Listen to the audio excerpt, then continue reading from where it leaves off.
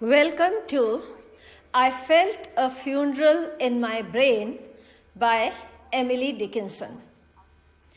Today in this video, we shall see the introduction to the poem. Emily Dickinson द्वारा रचित I Felt a Funeral in My Brain कविता का आज हम परिचय देखेंगे. This is one of Emily's most innovative poems. I Felt a Funeral in My Brain was first published in 1896. ये कविता Emily Dickinson की नई सृजन शैली पर आधारित कविता है. कहा जाता है कि इस कविता का प्रकाशन 1896 में हुआ था. It is clear from the various sources of information that Emily Dickinson lived a life of great privacy and published very few of her poems in her lifetime. The exact year of its composition is not known, but most researchers approve that it was composed around 1861. हमें record से ये पता चलता है और जो अलग अलग सोर्सेज एमिली डिकिंसन के बारे में जानकारी लेने के लिए टटोली गई हैं आलोचकों द्वारा, उनसे हमें ये पता चलता है कि एमिली डिकिंसन की लाइफ में प्राइवेसी बहुत थी. वो अपने आप को एक सीमित दायरे में ही रखा करती थी. कुछ उनकी पारिवारिक स्थितियां ऐसी थीं कि वो सीमाओं में ही रहा करती थीं. इसलिए वो अपने जीते जी कविताओं का प्रकाशन नहीं करवा पाई थी. थोड़ा बहुत कुछ करवाया था, लेकिन उसके अलावा प्रकाशन का काम उनके बाद हुआ था. और इस कविता के बारे में कहा जाता है कि 1861 के आसपास इन्होंने इसकी रचना की थी. Emily focuses a lot on the activities of the human mind. Emily Dickinson ने मनुष्य के मस्तिष्क की जो प्रक्रियाएं हैं या मस्तिष्क की जो गतिविधियां हैं उनके बारे में बहुत कहना चाहा है और वो बहुत इसके बारे में सजग रहा करती थीं. I felt a funeral in my brain explores the mechanisms of the human mind under anxiety and tries to reproduce the stages of a mental breakdown through the overall metaphor of a funeral. ये कविता I felt a funeral in my brain हमारे मस्तिष्क, मनुष्य के मस्तिष्क के अंदर जो anxiety का तत्व है, चिंता का तत्व है, उस तत्व के चारों तरफ बनाई गई है. उस तत्व के बारे में ये कहा जाता है कि हमारा जो मस्तिष्क है वो हमेशा चिंता की स्थिति में रहता है, और उस चिंता की स्थिति में जब ये होता है तो इसके अंदर एक विघटन, एक ब्रेकडाउन की स्थिति आती है.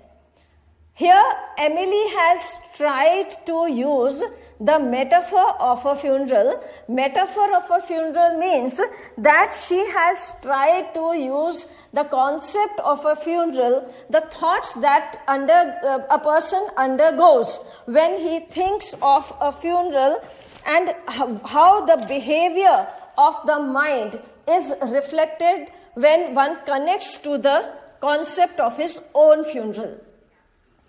The common ceremonies of a funeral are used by Dickinson to mark the various phases of speaker's mental collapse.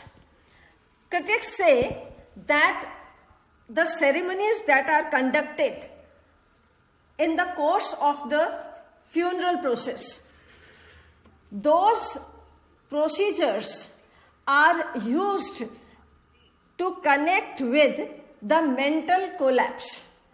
मनुष्य के मस्तिष्क के विघटन की जो स्थिति बनती है, वो विघटन की स्थिति फ्यूनरल के प्रोसेस, अंतिम संस्कार के प्रोसेस के साथ कनेक्ट करके यहाँ पर दिखाई गई है.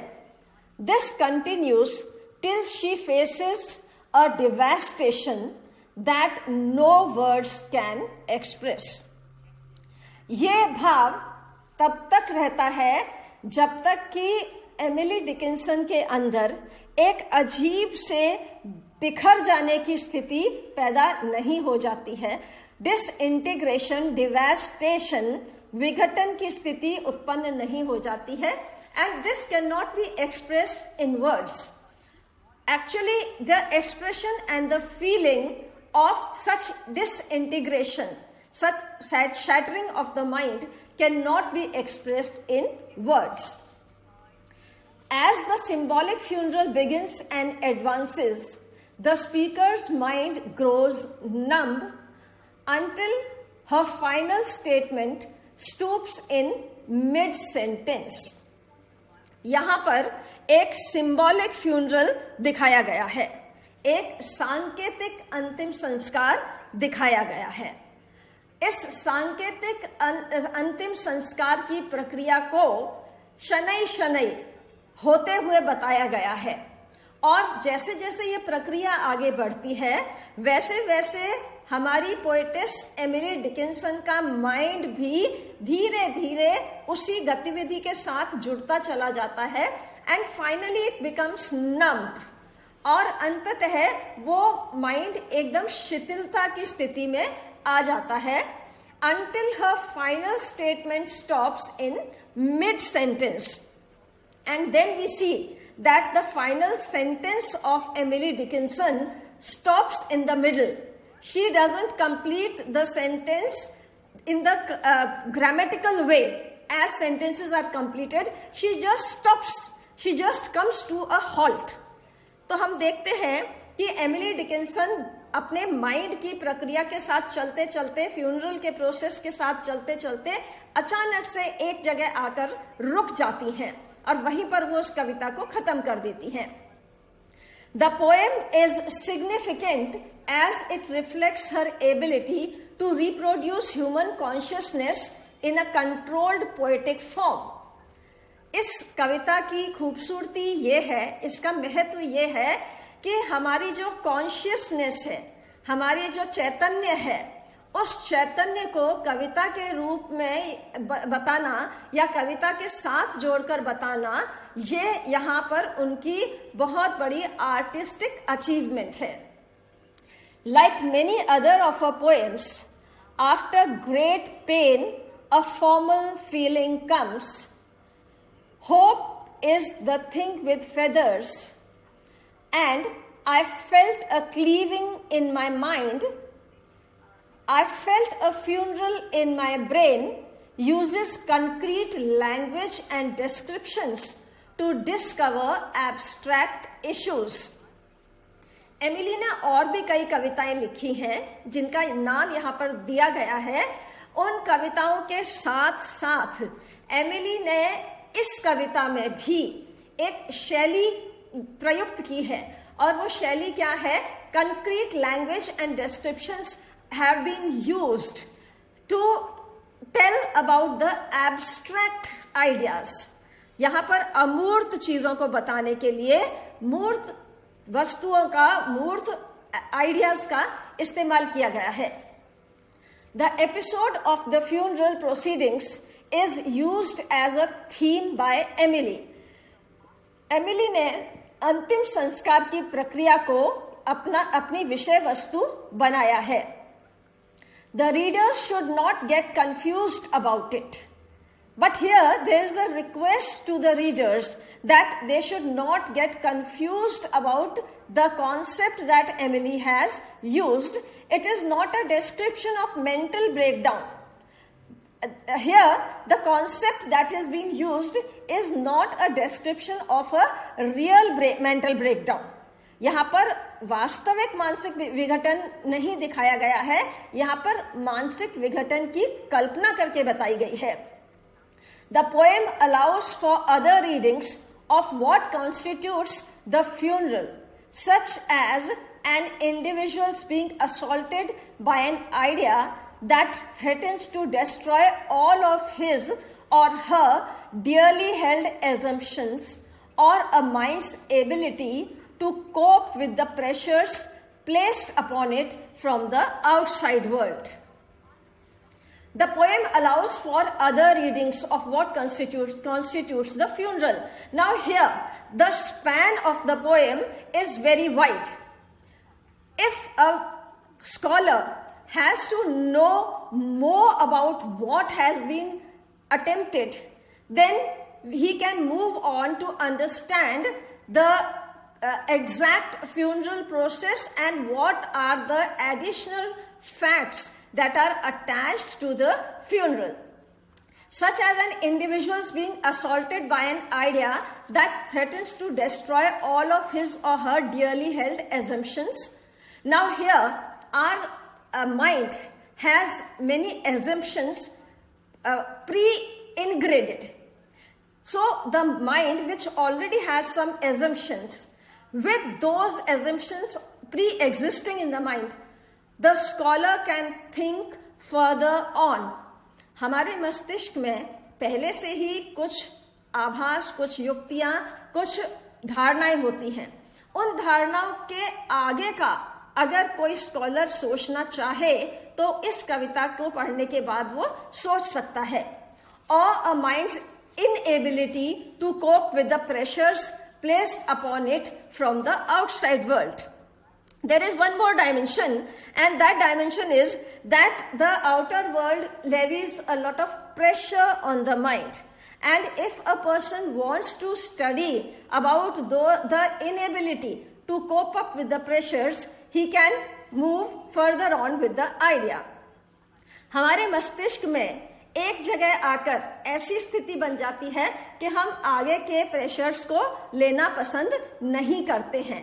तो ऐसी स्थिति को भी अगर कोई स्कॉलर देखना चाहे, पढ़ना चाहे, अध्ययन करना चाहे, तो इस कविता के माध्यम से वो उसका भी अध्ययन कर सकता है. The poem's ambiguities allow for multiple readings, all of which, however, converge in the idea that the speaker's brain is ceremoniously laid to rest by the poem's conclusion. The poem has many ambiguities. The poem has many unclear facts embedded into it. These unclear facts give a scope of multiple readings. Because there are ambiguities, because there are confusions, for that reason, to clear those confusions, the scholar can read more and more about the different dimensions that are added to the poem or the thought of the poetess. ये जो ambiguities यहाँ पर जोड़ी गई हैं या पाई गई हैं इस कविता में, ये हमें एक नया आयाम देती हैं कि हम और अलग अलग डायमेंशंस इसके बारे में एक्सप्लोर कर सकें. And all of which, however, converge in the idea that the speaker's brain is ceremoniously laid to rest by the poem's conclusion. Where the poem concludes, we find that the brain has been laid to rest. The brain has ceremoniously been laid to rest means that finally the functioning of the brain has come to an end. That is, the sanity has now ceased. This shows that when our sanity comes to a halt, then we are as good as dead. This is one interpretation of the poem. हमारे मस्तिष्क की प्रक्रियाएं जहां समाप्त होती हैं, उसके बाद एक तरह से हमारी मृत्यु ही हो जाती है, हमारा अंत ही हो जाता है. Also, they pave way for the readers and scholars to find out more about the ideas that could have been running through the mind of Emily Dickinson. Now, this is very interesting and very scholarly, that if a person wants to know what was supposedly running in Emily's mind, then he can easily explore and go a step ahead to find out what exactly could have been, what were the possibilities that can be found in Emily's thinking process. यदि कोई scholar और आगे जाकर के इसको देखना चाहे तो वो आसानी से देख सकता है कि इस पोएम में या इस थॉट प्रोसेस में एमिली और क्या क्या सोच रही थी या क्या नए आयाम संभावित हैं. Let us see the glossary of important words and phrases. अब हम कुछ शब्द और वाक्यांश देखते हैं जो हमें एमिली डिकिंसन की इस कविता के इंट्रोडक्शन को समझने में सहायक हैं. Innovative, producing something which has never been produced before, new, novel, inventive, original. नव प्रवर्तनकारी, नएपन से संबंधित, मौलिक या प्रगतिशील. Privacy, the quality of being secluded from the presence or view of others. Concealment, secrecy. एकांतता, गोपनीयता, व्यक्तिगतता या एकांत स्थान. Composition, creation, design, incorporation, assemblage, union. रचना, लेख, कृति या संयोजन. Researchers, a researcher is someone who conducts research in an organized and systematic manner in order to understand the subject better. अनुसंधानकर्ता या शोधार्थी. Approve, to agree formally with something, to like something. अनुमोदन करना, स्वीकार करना. Activities of the human mind, all the functions and ongoings of the mind. मनुष्य के मस्तिष्क में होने वाले क्रियाकलाप. Explore, to investigate, to find out, to look into something very closely. खोजना, जांचना, अन्वेषण करना. Mechanism of the human mind, the functioning of the human mind, devices or behavior of the human mind. मनुष्य के मस्तिष्क की प्रक्रिया, मनुष्य की मस्तिष्क की क्रियाशीलता की पद्धति या प्रकार. Anxiety, a vague, unpleasant emotion that is experienced in anticipation of some misfortune or worry. किसी अनहोनी की आशंका, चिंता, व्यग्रता, उत्कंठा या गहन सोच. Reproduce, repeat after memorizing, make a copy of something or recreate something.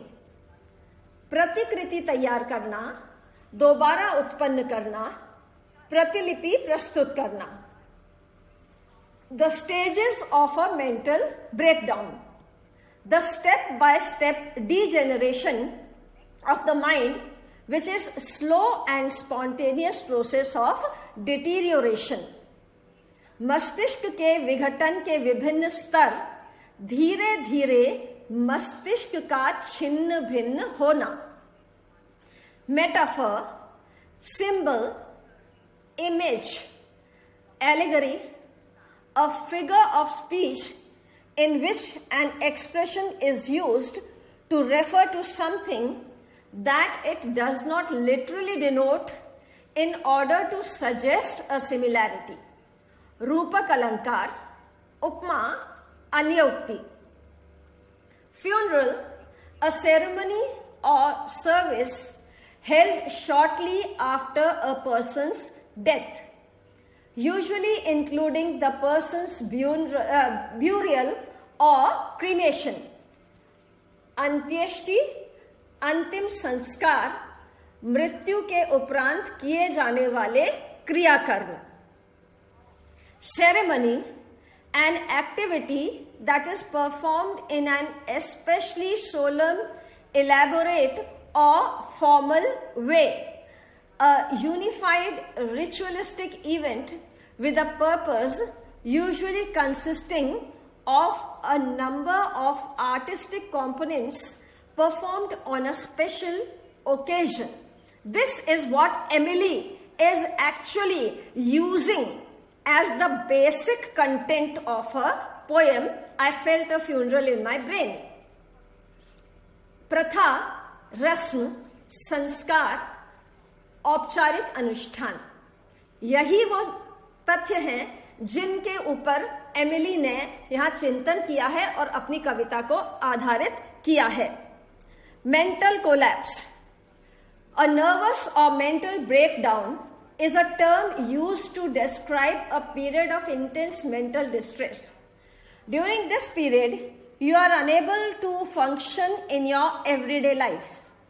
This term was once used to refer to a wide variety of mental illnesses, including depression and anxiety. Emily Dickinson has used this concept very intelligently in her poems.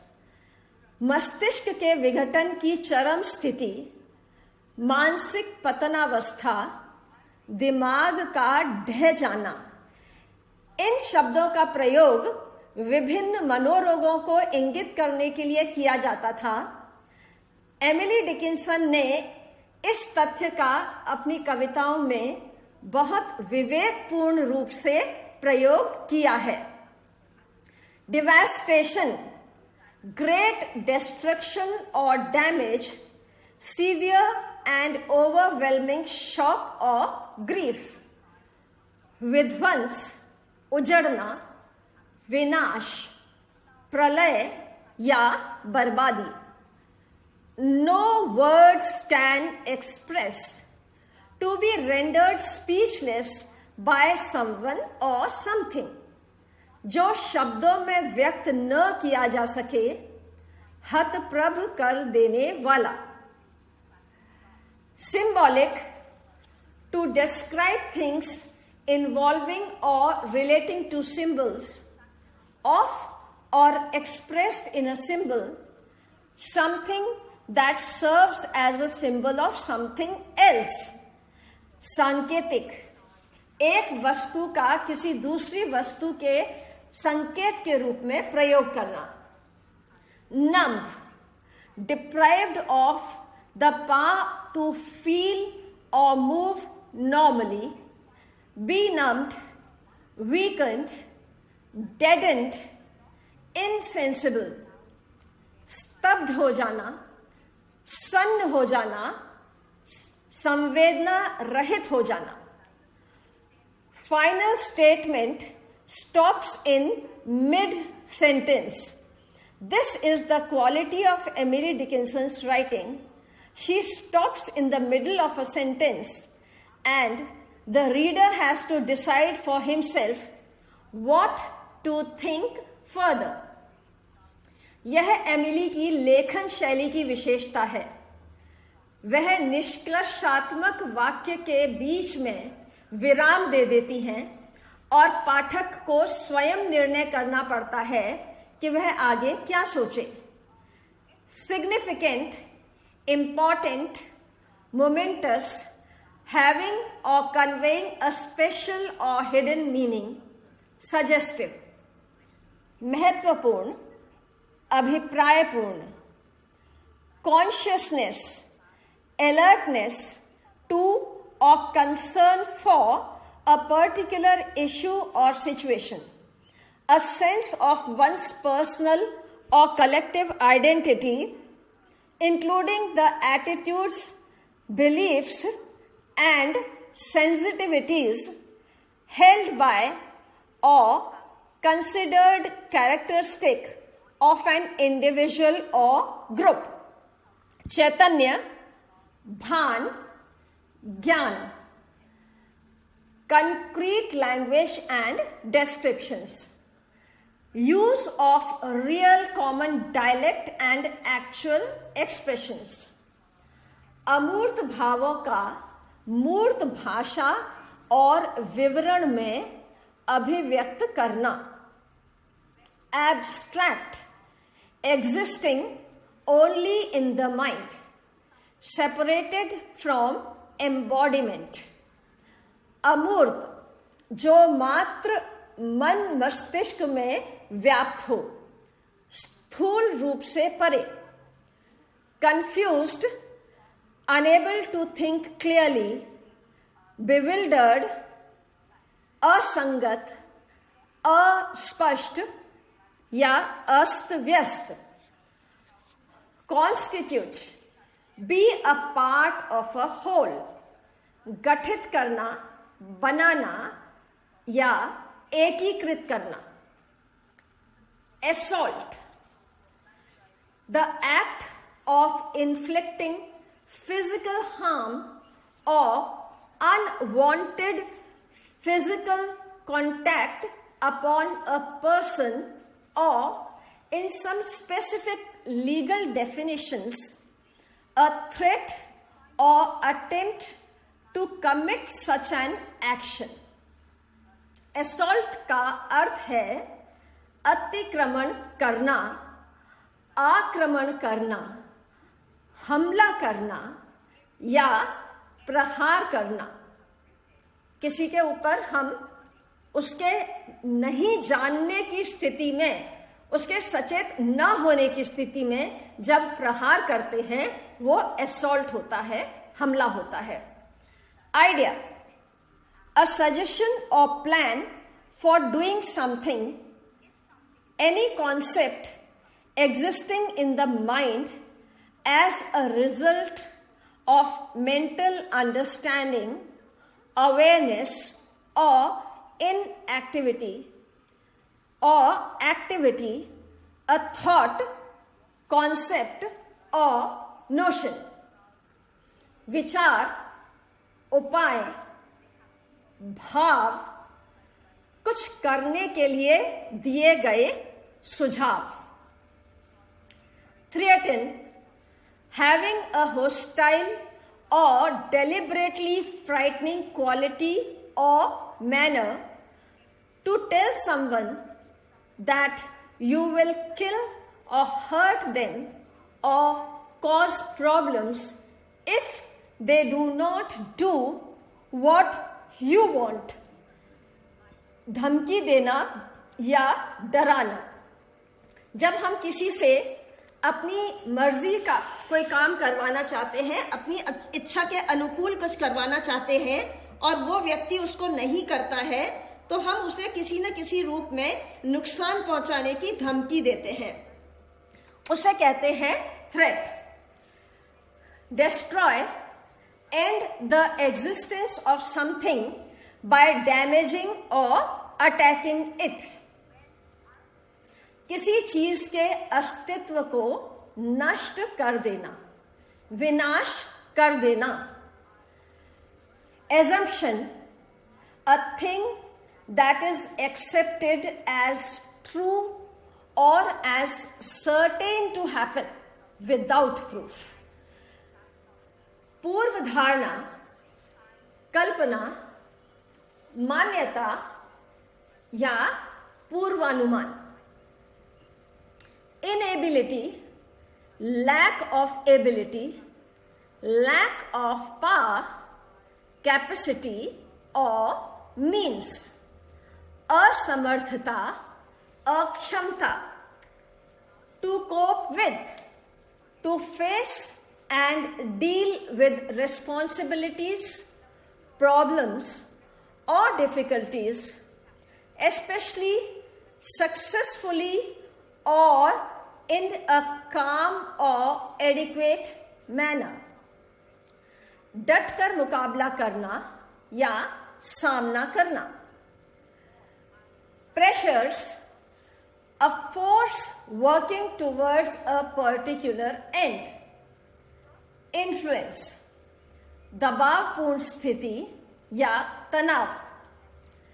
ambiguities, doubtfulness, or uncertainty of meaning or intention, an unclear, indefinite, or equivocal word, expression, meaning, etc. Ambiguities का मतलब है अस्पष्टता, संशयात्मक स्थिति, द्वयार्थक, converge, to tend to meet in a point or line, incline towards each other as lines that are not parallel, to tend to a common result, conclusion, etc. एक ओर झुकना, एक बिंदु की ओर जाना या अभिमुख होना.